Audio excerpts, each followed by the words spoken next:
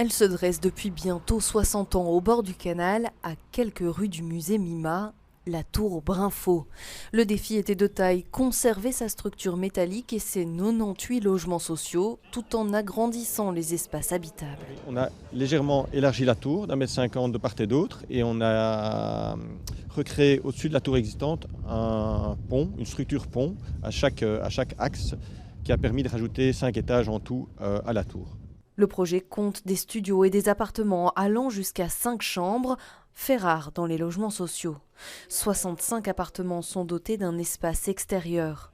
Dans cette nouvelle version, le bois a largement remplacé l'acier, de quoi augmenter les performances énergétiques de la tour. L'une des particularités du projet réside dans les espaces collectifs pensés pour créer du lien social. Pour accompagner ces espaces, il y a 2 projets. Donc un projet d'accompagnement BHPE, ces bâtiments haute performance énergétique, qui va être vraiment de familiariser les locataires avec les techniques du passif et de comment est-ce qu'on consomme peu et comment bien utiliser la technologie d'aujourd'hui. Et puis il y a le projet Mimosa, qui est un projet d'accompagnement de parents solos qui veulent intégrer un parcours de réinsertion socio-professionnelle, et on va voir comment mutualiser les besoins pour justement permettre cette réinsertion. Les premières familles s'installeront à partir d'avril.